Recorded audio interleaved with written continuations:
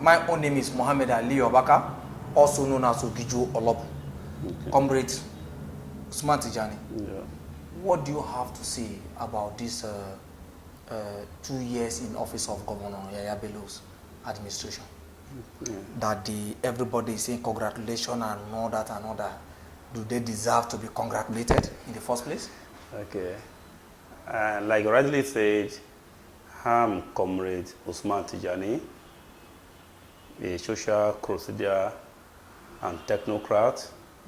At the same time, I am the National Publicity Secretary, 2 of ICDA, okay, the highest socio-cultural organization of the Igala Kingdom. Yeah.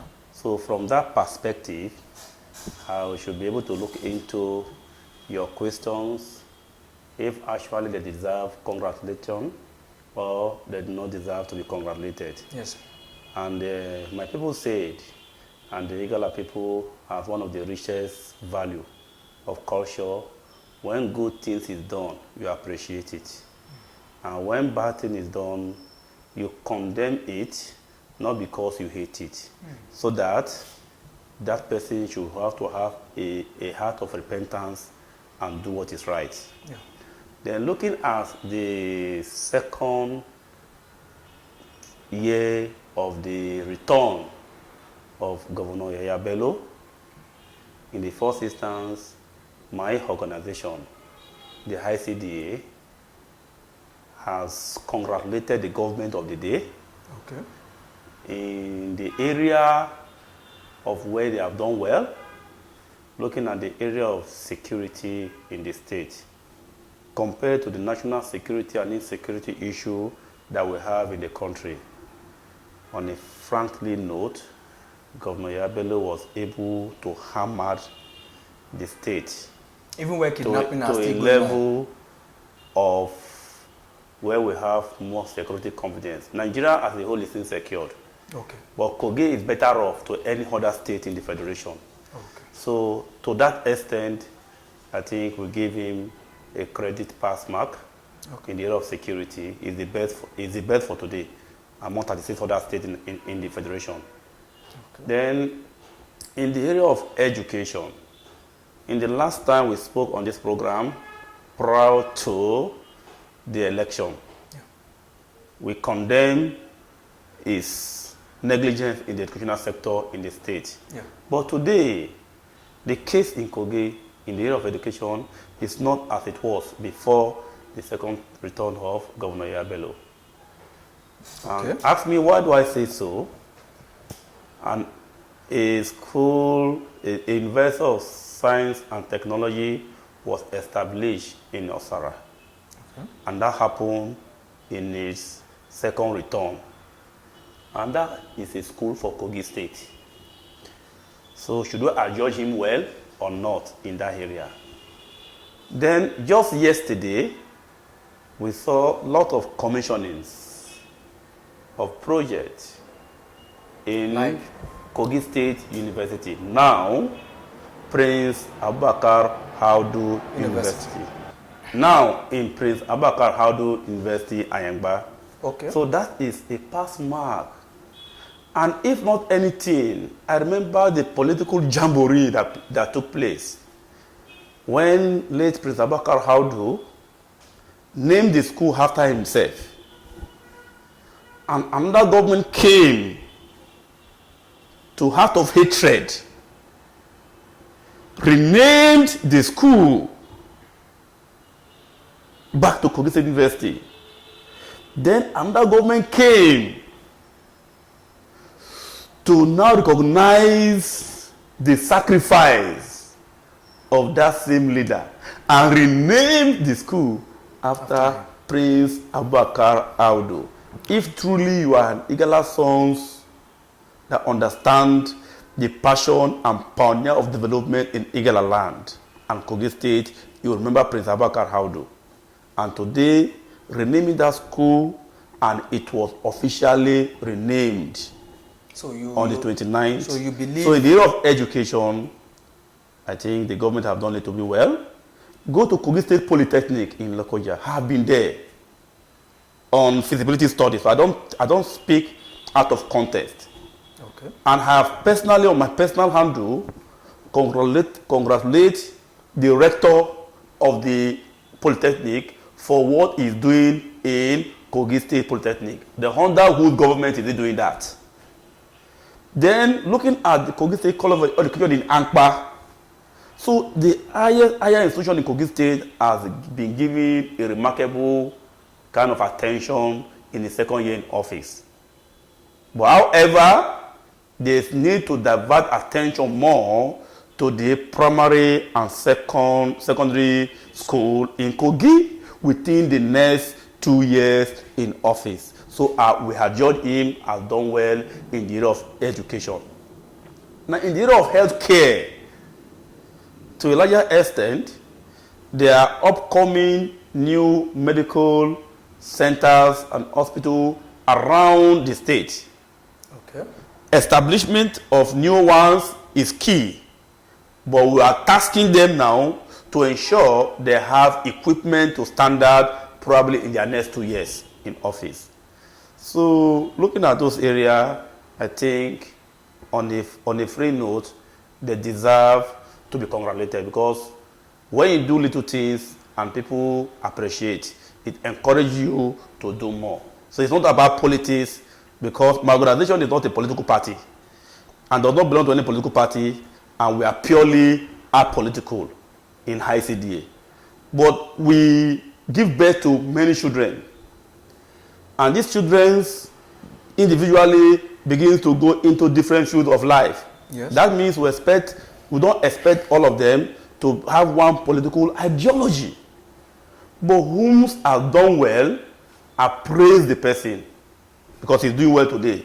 Then if he now do wrong tomorrow, you condemn him and blame him and correct him that he's doing wrong. So for now, I think the governor, in support of his deputy, who is the pillar of the #1 political leader in the Igala kingdom as today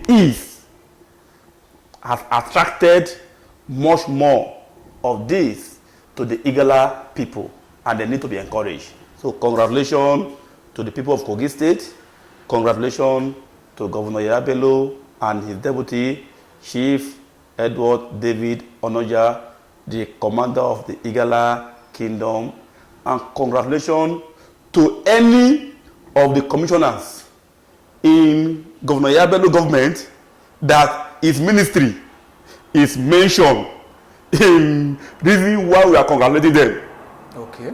Then, for those who are idle commissioners, for those who are idle SSA, so they should go back and do their blueprint, their work in an effective manner, so that their own section can give them excellence mark in our next appraiser. Okay. Anyway, this program is not to praise Governor Yahaya Bello anyway, but you come up with idea, or with you are speaking from your own point of view as a comrade Usman Tijani. Is that the reason why Governor Yahaya Bello is campaigning to become the president of the country? Do you think he can win? Do you think he can get there? Politically, every Nigerian who has gained a political age is free to contest. Okay. And good enough, not quite long, the president signed the Not Too Young to Rule bill. Not too young to rule. Yeah. That means anybody can become the Nigerian president as long as you are politically qualified to contest for an election. So given that as an individual, I think he has the right to contest. But not the right to win. So, and it's the choice of Nigeria to decide who is to win. So, but anybody with good intention, I think you prayed and wish him well. Because Governor Yahaya Bello, even not in that ambition, I think is making us within the youth to be proud that yes, the time has come for the youth, not just youth that knows what it intends to occupy the position of governance, to take over the leadership of this country. And I think Yahaya Bello is leading that campaign and therefore should be supported in his mission, should be supported in his ambition, and should be supported in his desire to rule Nigeria. But however, that is an affair that his political party will handle. In your own view, as Comrade Tijani Usman, as a social crusader, who do you think will be the best to step into Yahaya Bello's shoe as the governor of the state, if it has been given what they call a party ticket? First and foremost, before we get on who to succeed Governor Yahaya Bello, Governor Yahaya Bello still have 2 years to spend in office. Yes. And despite the fact that he just adjourned a pass mark and congratulated for doing well in the past 2 years in his return, doesn't mean that all were still okay. So first, I think we need to look at areas that need more attention. So Governor Yahaya Bello at first, as a person, need to pay more attention in certain area. And what are those areas I need to pay attention to? Like the area of water supply in Lokoja metropolis and across other states, other local government in Kogi State. Kogi is known as Confluence State because of the domiciles of water there.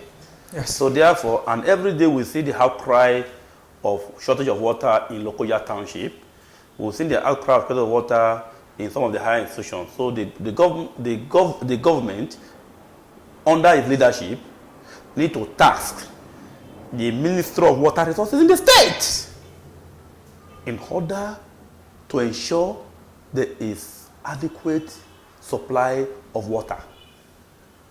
Then, another area, like I mentioned, the secondary schools in Kogi State. Do you know how much is a bottled water? Some of the secondary schools really need attention. Some of the private schools need attention. Even road need attention. Now the government need to the road need attention. So many things need attention. The government need to pay attention to some of those things. Though no government can do everything, but to a larger extent, when you are in charge, let your performance be above 75%. Have you even been been to Ganaja in Lokoja? That road from Lokoja, from that Ganaja down to Lokoja town, I think it's nothing to write about. I think and with the construction of the Ganaja bridge, the Ganaja Junction Bridge, definitely that road will be given attention. Probably there's a road we call that was named Wada Road. Wada Road. So those areas, I'm too sure that the government should be able to pay attention to that, because these are the areas that harbor residents of Ganaja metropolis in Kogi. Oh, they are not doing much. But however, now coming back to the agitation on who to become the next governor of Kogi State. To be candid with you, I'm an independent person that don't believe in your political party. Okay. So what we are doing now, as the comrade that we have, is building out the profile of all those aspirants you just mentioned and the one that we have not known. Then we'll be able to now assess before you are coming in to seek for the position of the governor. Okay. You must have held one position or the other. Okay. How have you touched life? What has been the humanitarian services that you have contributed? We are watching. In what way have you influenced development to your community and the state at large?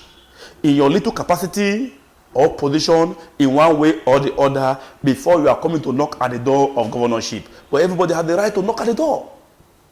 But however, I don't have anybody in mind. Okay. But do you think PDP is well prepared to? But at the same time, my wishes is whomever is best for Kogi, when the time comes, we shall all know.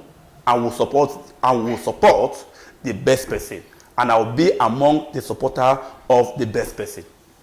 So in that case, you are not for political party, you are for the person. I'm for a person, your performance, your ability. You might come from a party that has no name. As long as you are okay, they will go for you. It's all right. And you asked about if PDP are really prepared. Yes. Like I told you, I've just given an assessment of the ruling party. If you ask me if PDP are really prepared, I will tell you PDP are still sleeping in Kogi State. Why? Why do you say that? The best attacker a government can get is constructive criticism. Yes. That help to bring out development. Yes. Not because you are out of government, but because you want good for the state. Your criticism should be constructive. They should pay attention to key areas that the government is missing. Then your voice will be out. And people are watching your voice as an opposition party. But what has been the rule of opposition party in Kogi from the day one Governor Yahaya Bello took over leadership in Kogi to run into 6 years now? So they were sleeping. When it comes to the time of election, they will now begin to come and do jamborees of bringing political party candidates and whatever. No. With that, I don't see them as people who are really prepared to retake or to champion leadership rule in the state. But however, like I told you, I'm not a politician in my making. I don't have a political party card to either of the party. But I speak truth plainly as it ought to be. So if PDP really wants to take over government, then they should be constructive in criticism. There should be also, without any whatever, they should be able to appraise government in the area that government is doing right, and criticize the government in the area the government does bad. So politically, we should look for the resourcefulness of human being and how it can attract development to the people. So PDP should be active. PDP should be alive. While APC in government should be more counter in deliverance of the dividends of democracy. What is your last advice for our brothers seeking or coming out to contest for political position in 2023? Now they have started. We are seeing them. What is your advice for them? My advice for them is, first and foremost, there's what we call corporate social responsibility. Okay. And what it means is that government cannot do everything as a body. But private individuals in their best capacity can also contribute to aid development of the state. Okay. So now, instead of them piling out their millions in their account to use to intimidate, lobby, and buy off people's mind when it comes to the time of political noising, they would have better go back to their community, identify what did the people really needed, and in their little way contribute to the social economic development of life of their people. I think with that, the people are watching. You might be doing this not to even seek for a political office. But when the time comes that people needed somebody they can trust, the people will happily look for credibility. I was happy to see on the social media in recent time where the deputy governor of the state commissioned a medical facilities in Odu, in the Kina local government area, the Jennifer Foundation. Is it seeking for governor in the state? Is it seeking for senator in the state? But that development definitely will touch lives. Is it a government or is it private? It's a private, but it's a contribution to the development of the land. And we have 2 governors from there. And that facilities was with best standard of equipment. So he's not a politician, he's an investor, but he saw the need for medical upgrade in that area. So instead of them to go back to their community, to their land, and start rebuilding. So my advice for them is, this is not the time for politicking. Yeah. This is the time, go back to give to your people what your people deserved. Then, when the time comes, do not come out because you have the money to intimidate. Use the money to support whomever you know is qualified and credible to rule. That is what we call leadership by sacrifice. It must not be you. The PDP in the state really need to wake up just the way you advise, and also join your voice. I add my voice to yours to tell them that they should wake up. Wake up in terms of publicity. Wake up in terms of asking this government of the day to do the right thing. Sorry for interruption. Not only the PDP. All the political parties. All, if you are a Kogais, yeah. Kogi sons and daughter, wherever you are across the world, in your position in government, in the private sector, go back home and give to your people what your people deserved. Not until you are seeking for political office. That is correct. So the ball is in your court. You want to be chairman, you want to be councillor, you want to be House of Assembly member, you have to be Federal House of Assembly member, you have to be senator, you want to be a governor. We are watching you. We want to see what you have laid down. Definitely. Don't come and tell us that you have leadership skill.